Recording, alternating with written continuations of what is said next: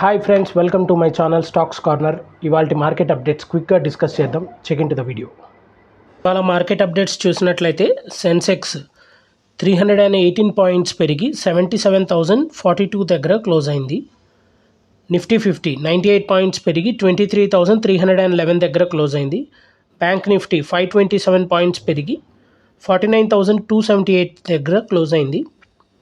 Nifty mid cap 584 points పెరిగి 54,483 దగ్గర close అయింది. అలాగే నిఫ్టీ ఫార్మా 62 పాయింట్స్ కరెక్ట్ అయ్యి 21,909 దగ్గర క్లోజ్ అయింది.